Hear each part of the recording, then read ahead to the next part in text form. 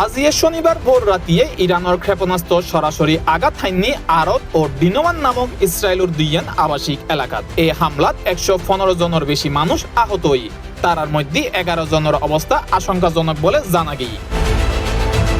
Israeli সেনাবাহিনী এখনো পর্যন্ত কোনো ব্যাখ্যা ন দেয় ঠিক কি হারণে তারার আকাশ প্রতিরক্ষা ব্যবস্থা ব্যর্থ হই। আজিয়ে আরো জানা গেই ইরান যুদ্ধে আনুষ্ঠানিকভাবে যোগ দেয় ইয়েমেনের হুতি বিদ্রোহী অক্কল। শনিবার 28 মার্চ ইসরায়েলের দক্ষিণাঞ্চলত ব্যালিস্টিক ক্ষেপণাস্ত্র নিক্ষেপের মধ্য দিয়ে নিজেরার অবস্থান স্পষ্ট গজ্জি গোষ্ঠী ইবে, প্রতিবেদন রয়টার্সর। ইয়ার আগে শুক্রবার হুতি বিদ্রোহী অক্কল সতর্ক করি হই ইরানের বিরুদ্ধে যদি ইসরায়েল ও আমেরিকার বাদে অন্য হন নতুন দেশ যোগ দেয় তৈলি তারা সামরিকভাবে হস্তক্ষেপ করিব, যার দরুন আজিয়ের এই মিসাইল হামলা। গত 24 ঘন্টাত অন্তত 261 জন ইসরায়েলি নাগরিক আহত হই, এই তথ্য জানাই ইসরায়েলের স্বাস্থ্য মন্ত্রণালয়।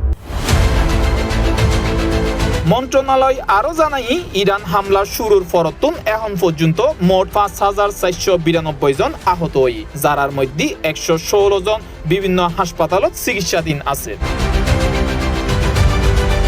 যুক্তরাষ্ট্র ও ইসরায়েলের হামলার জবাবে ইসরায়েল ও মধ্যপ্রাচ্যের বিভিন্ন মার্কিন ঘাঁটি লক্ষ্য করিয়ে পাল্টা হামলা চালাই বলে জানাই ইরান, সূত্র আল জাজিরা।